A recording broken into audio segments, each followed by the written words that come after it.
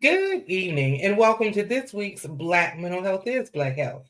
I'm your host, Bronwyn, Miss B, the Black therapist. And today we have an exciting guest, and you know how we do it. My guests will introduce themselves, but first we must take those three deep cleansing breaths. A time to decompress from the day, just that woosah moment. So let's do it. Breathe in, 2, 3, 4. Out, 2, 3, 4. In, 2, 3, 4. Out, 2, 3, 4. One more. In, 2, 3, 4. Out, 2, 3, 4. Just that woosah moment, good day or bad day, we can all use just that woosah. Well, today we have a very exciting guest, Nakia Bryant, and she gets to introduce herself. So, Nakia, thanks for joining us this evening, and tell us who you are, what you do, and something cool about yourself. Well, good evening, Miss B, and thank you so much for having me today. My name is Nakia Bryant, and I am your neighborhood estate planning attorney. Something cool about myself? Probably I'm a pharmacist and an attorney, and people call me crazy for that. So I don't know if that's that cool about me, but I think it's pretty cool. I think it's cool. Sounds like somebody really does enjoy school. But I promise I'm not going back. That's what you said. We'll see in 5 years. Right. Well, that is really cool, and that's a unique perspective. And we might have before we would start, we might have you back. Today, you're here as the JD. We might have you back on the farm side, looking at psychotropic meds and meds that for those. That's a nice big term. I don't even want to say it that way. Meds that impact our mental health. Absolutely. So we really might, because I've been looking for a pharmacist, and I just had that thought. She can come back again and talk about that next year. I'd love to. Great. So today we're looking at things like estate planning, which some people don't even know just what is estate planning. You might think, I don't have any money, I don't have an estate. Why do I need to estate plan? So let's start with that. So today, let me just say we're looking at some of those things of getting your affairs in order that we all need to do and that we don't even know how to do. So Nakia is here to talk to us about that. So first, just what is estate planning? Estate planning is really just what you said, getting your business in order, getting it together. A lot of people are under the misconception that, well, estate plans, that sounds fancy. It sounds a little out of my ballpark and it's just for the rich people, but Mm. really it's not. I always laugh and I tell people all the time when they ask me, well, why do I need an estate plan? And I say, do you own a pair of tennis shoes? And they say, yeah. I said, then you have an asset. And I was like, you have that one cousin, the one, and they're going to fight your whole family over that one pair of shoes. And so estate plan is an opportunity for you to plan what you want to happen with all of your lifelong belongings, all of your assets before, you're called home. And so, what we do here at the law office of Nakia Bryant is we teach our clients how to plan out their estates. We help them to build generational wealth and start looking at their legacy. And really thinking about what type of legacy do you want to leave behind for your family. So the estate plan is just that. It's a plan. It's a plan for what happens when I'm gone. Because we know that, it's proven people when someone passes away in the family, some family members just can't process it. They're grieving, they're not thinking rationally, they don't think logically. And so when you have a plan, you leave your family in a position, in a place for all things good to be already taken care of. They don't have to think about these things. And in some cases, you also help your family avoid having to go through the court systems. I'm a licensed attorney here in Texas. So the laws in Texas may be, same or similar or different from other states. But you leave your family an opportunity to grieve their loss in peace, rather than having the stress of what do we do with this? What do we do with that? Well, we can't do this. We need to do that. And we don't know how to do this. And so all those things and all that stress is really put at bay when you do a very comprehensive and you take the time to plan out what you want to do with your things in the event that, you know what, God has said it's time to come home. So let me ask you this. So once someone sets up, and we're going to talk about how possibly like a power of attorney, but before I even say that, so once this is in place, it's legally binding. And when you're gone, if you left things XYZ, that's just how they have to go. Can some family member come and say, well, I don't think they meant that. Well, yeah. So essentially, it is binding. Your will is binding. It's binding on all of your heirs. Your heirs are the family members that you leave behind. Yes, we have cases where I also do probate, where we have family members who will come forth and they're going to contest your will because you didn't leave them anything in your will. And they're like, I know my auntie wanted me to have something, but guess what? Auntie actually didn't really even leave you anything. And so you will have a family member, maybe, come forth and say, hey, I'm contesting the will. Well, there's certain circumstances in which you can contest the will. It's not really valid to contest the will just because you're not happy with what was written in the will. That's not a valid contest to the will, but sometimes people will come forth and they'll say, hey, you know what? My grandmother had a will, but my uncle badgered her into making this will and leaving him everything. And we know that she would have never done that. And so it's called, challenging the validity of the will itself. Was the person who gave the will, which we call a testator or testatrix in the case of a female, did they have capacity when they executed their will? Were they under undue influence when they executed their will? Those are some valid reasons in the state of Texas to contest a will. But I will say it's not an easy feat. So if you are thinking about contesting a will, you got to make sure that you really have a valid legal reason to do so. The other part of that is, you might want to think about contesting a will, because if you don't have a very valid reason to do so, Texas allows for what we call an interim clause. And what that means is if you're that family member that wants to make a stink and you want to come forward and make a contest to the will, you are disinherited from the will. And so Texas allows that. If you're the one that says, I'm bringing forth a contest, you understand that bringing forth that contest is going to constitute you being disinherited from that person's will.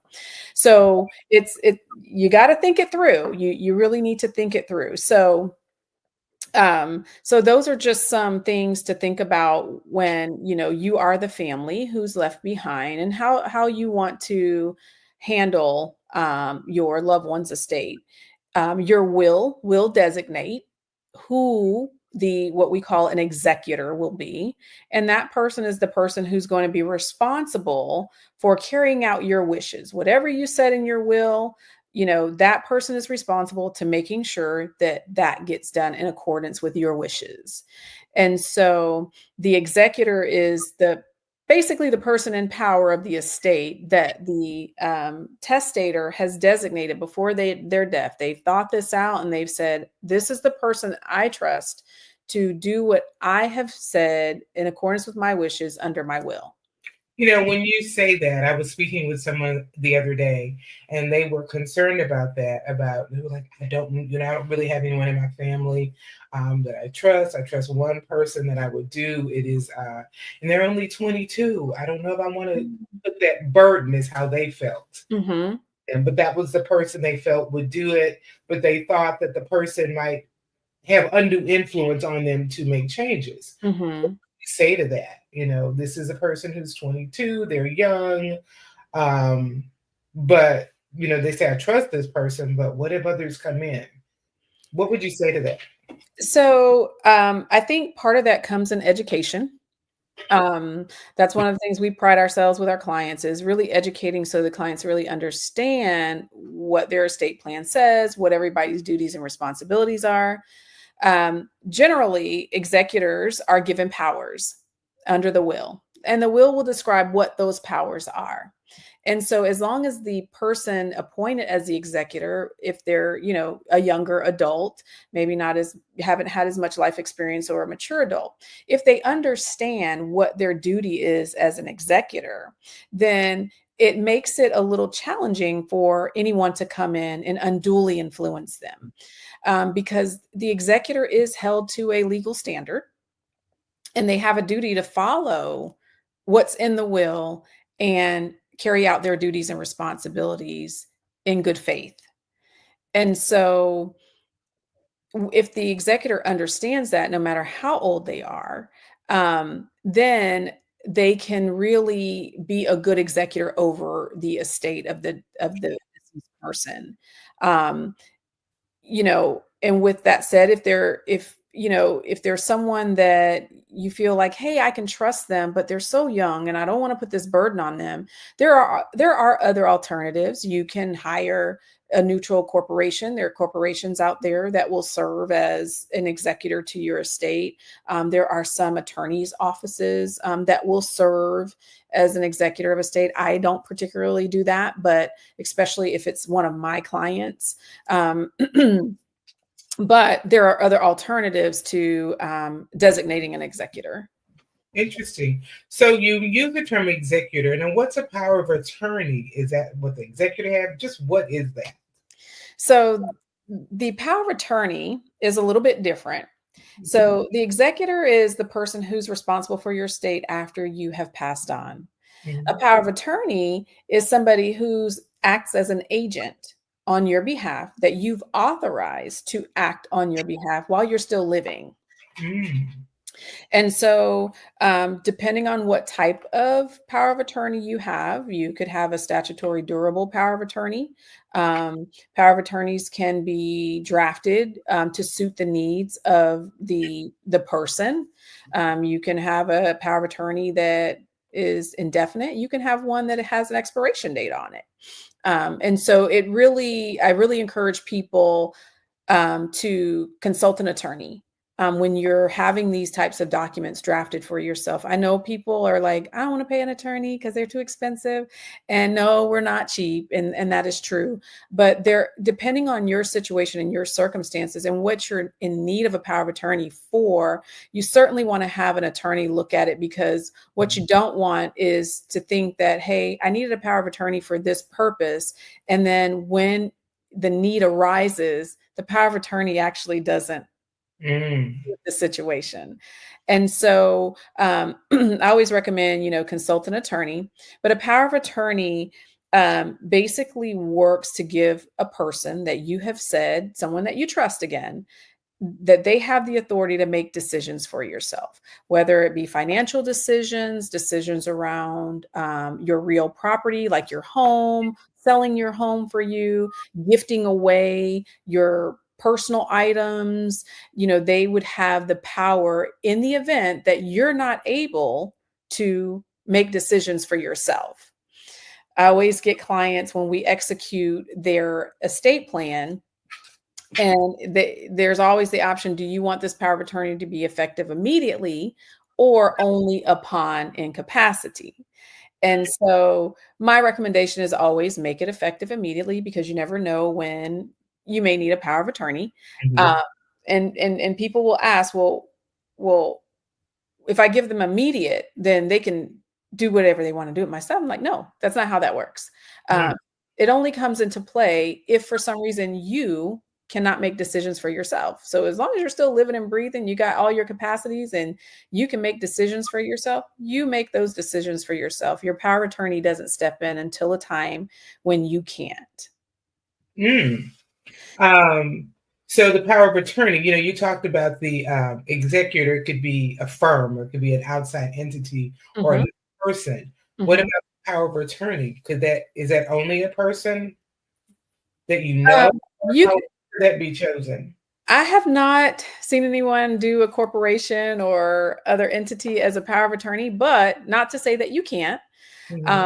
But for the purposes of what a power of attorney serves, it would be my recommendation that this be a person who knows you, a Mhm. person who respects your wishes, a person that you can trust, because a corporation is not going to know anything personal about you. They're not going to know what you want to do with your stuff.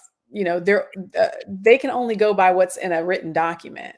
And a power of attorney doesn't dispose of any of your property. It doesn't tell the world what you want to happen with your stuff when you die. It only tells the world, this is the person I've designated to make decisions for me on my behalf if I can't make those decisions. So that's the difference between a will and a power of attorney. Your will is going to tell the world, hey, this is how I want my stuff to be handled in the event that I die. The power of attorney is just, you know what, if something happens to me and I can't make decisions for myself, this is the person that I want to do that for me while I'm still living.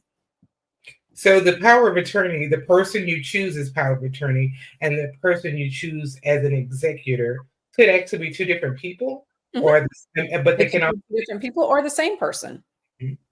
A lot of times clients will designate the same person, Mhm. just to, keep it easy, keep it simple. They will designate the same person. And it kind of keeps, from having several different people kind of engaged in your personal Mhm. things.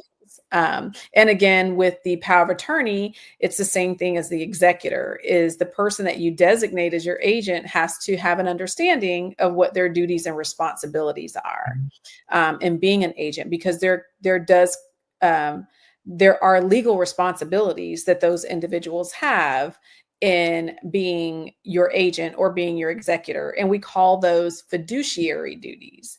It's a duty that you owe to the person that you are either the executor of their estate or you're the agent as their power of attorney. So you owe them a duty and you've agreed to do and act in good faith.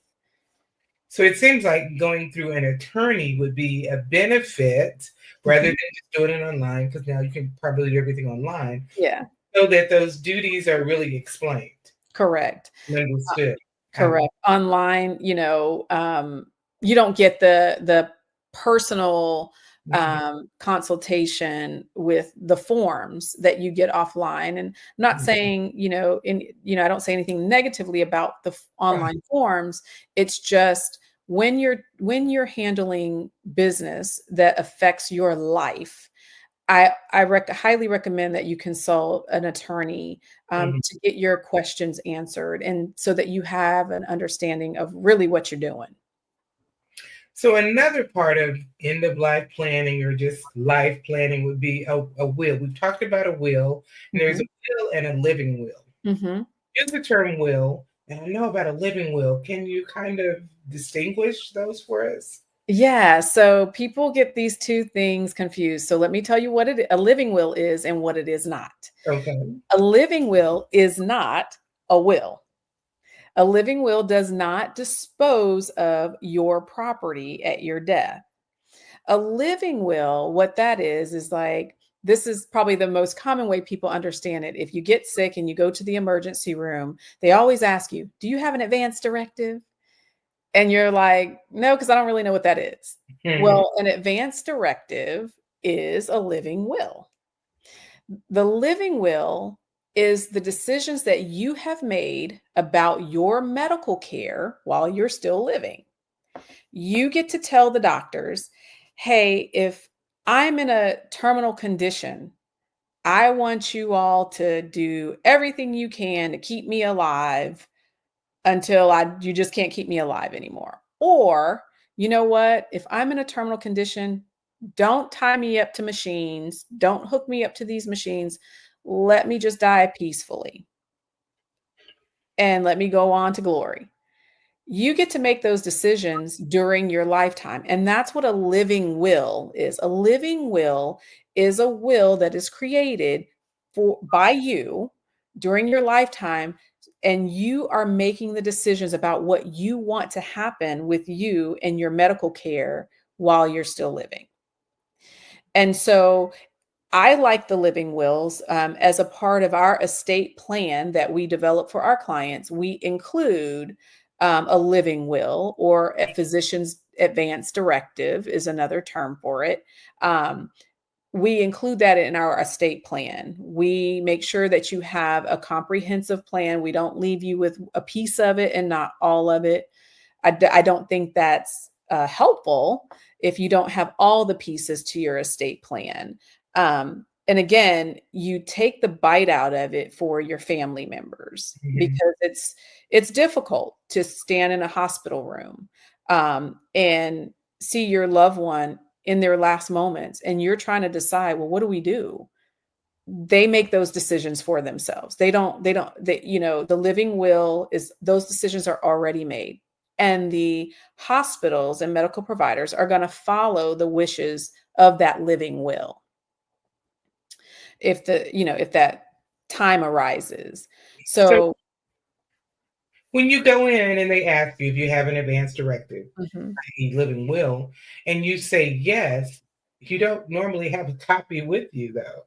No, So you don't normally have a copy with you, but work. again, the education piece, what we educate our clients to understand is that when we create these documents for you and they're executed and they're official, we encourage our clients, share a copy of this with your executor, Mhm. your power of attorney, and your physicians. That way, when that time arises, and you're not carrying it around in your pocketbook. Nobody does that. No, you don't have it in your wallet. So when that need arises and you get to the hospital and they ask you, do you have an advance directive? You can say yes. And you can also tell the hospital at that time where to find it. Mhm. Mhm. You can give them instruction of where to find that document. And so that way, if for some reason you're capacitated when you tell them where to find it, but then all of a sudden you become incapacitated, they can say, well, you know what? Miss Lucas said this was in her safe. And you can find that document in her safe. So we need someone to go get it out of her safe. And so hopefully you've shared your combination to your safe with your executor or somebody that knows how to get into your safe. And then you can recover that document. And so that's something that we also educate our clients on the safekeeping of those documents. Awesome. Makes a lot of sense. So the living will is really when you're living and proceeding, and a will is after you die. After you're after you're gone. Yep. Assets and things are distributed. Correct. So just remember that your will is your last will and testament, it's your last wishes. Mhm. It disposes of all of your things after you're gone. And your living will tells the world what you want to happen with you while you're still living. And so it's like they're two different types of wills, if you will. Okay. And so I have clients come to me like, yeah, I want to make me a living will. And the first thing I ask them is like, do you know what that is? And so they're like, well, yeah, it's my will. I'm like, no, it's not your will. So, we take a lot of time, we take that time out to really educate our clients to help them understand the differences between those two types of wills. That's good. That's good. And with the will, so if a person dies, doesn't have a will, Mhm. what happens to their estate? And now my understanding of estate, so let's see if I'm right with this, is just what all of your assets and belongings constitute your estate. Am I correct? That is correct. So after you die and it's there, your home, your car, your bank accounts, all of this makes up your estate. If you don't have a will, and let's say in the state of Texas, does it automatically go to your spouse or your children, or does it have to go to probate? What happens in the state of Texas? So in Texas, what I like about Texas is Texas doesn't automatically take your stuff and just send it to the state if you don't have a will. If you die without a will, that's called you died intestate or intestacy. And so Texas has guidelines on how your estate is distributed if you die without a will. So your estate doesn't automatically go 100% to your spouse or to your children. It depends. And I know that's the, favorite legal answer. It depends. But it really does. It depends on whether or not your spouse that you're married to and the children that you have are the only children of that marriage. If you have a blended family, then the estate is split according to guidelines. And so we get this all the time where people do die without a will. And, the spouse thinks, oh, I'm getting everything. Well, your spouse had children before your marriage. So everything doesn't go to the spouse. And so the spouse gets their portion. In Texas is what we call a community property state. So what's mine is yours, what's yours is mine. And so the spouse would get their community property share. They're entitled to that. But the share that goes to their deceased spouse, that portion gets split. And it gets split between the spouse and all of the children of the marriage and not of the marriage. And so then when you have a person who dies without a will, who is not married at the time of their death, then their things get distributed a little bit differently. If they have children, then it may be split equally among the children. If they don't have children, it may go to their parents. It may go to their siblings. So this is something that we, again, take the time to educate our clients on, because people have the misconception, that, oh, I'm supposed to get everything. And we get clients that come to us for probate of a deceased person who didn't have a will. And, it's hard sometimes to explain to the client that you're not the one that's going to get it. You're not going to get all of it like you think. And so it's helping, in that case, it's really helping the family understand how Texas looks at it. The one thing I think is beautiful about Texas is Texas tries to make sure that they will reach as far down your bloodline as they can to find somebody to take your stuff. Okay. And so that I think is beautiful about Texas, because some other states, they're like, we don't see anybody, we're going to give it to the state. Okay. Mm-hmm. And so, and this is why it's really important to have an estate plan, because it takes all of this out. And there are some ways, and we're happy to talk to people about it. There are some ways to avoid the probate process. With your estate, there's ways to keep your estate private. And so we talk to our clients about that when we're in the estate planning process as well. So Texas has, it has guidelines that are set. And so we see this a lot with people who die without a will and they have property. Well, they never transfer their property. So now there's a fight on the family members about the property. Or we see things where someone's been living in a property for years and the family member, no one has ever thought anything of it. And then all of a sudden you have one family member who's like, no, I'm supposed to have a share in that house. Well, you know what? Your great-great-grandmother never transferred the property to your grandmother, and then your grandmother never transferred it to her kids or someone else. And so now we have 3 or 4 generations of people who have died and the property was never transferred. So now we got to go back and try to fix the title to the property. So probate can get very, very involved. And so this is why we really encourage people, and we're taking a stand to educate people on why it's important to have an estate plan, because you avoid all of these problems when you have a plan. And so everyone should have a plan. It doesn't matter the size of your estate, whether you have $5 in your estate or you have $5 million in your estate, you should have some type of plan in place. And it really is not so much about the asset, but the family. Got it. That is, it's amazing. You've given us a lot of information that I think is beneficial. And, the show is called Black Mental Health is Black Health. How does this impact our mental health? If you have ever been in the situation where the end of life and afterlife things were not planned, it definitely can impact your mental well-being. Absolutely. So thank you so much for sharing this information with us. I think it's very important. If people want to contact you, how can they do that? They can visit us on our website at www.nwblawfirm.com. And they can schedule a consultation with us, and we're happy to talk to them and get them planning out their estate. Or they can call our office directly at 682-240-6484. And if they mention that they saw us on Black Health is Black Mental Health is Black Health podcast, then we will actually offer them a free consultation, because we don't do those for free.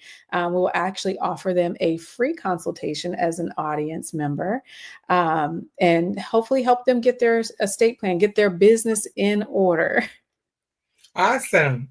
And I also want to share that this weekend, Saturday, December 7th, from 10 to noon, I'm doing a workshop titled Managing Holiday Emotions. It's not the most wonderful time of year for me. For this time of year, for some people, it's not good. So you can click the link below to register. And when you register, payment information will be sent to you. And once again, thank you, Nakia Bryant. You've given us a lot to think about. Thank you, Miss B, for inviting me. And I look forward to coming back and talking to you. Yes. Bye-bye. Bye-bye.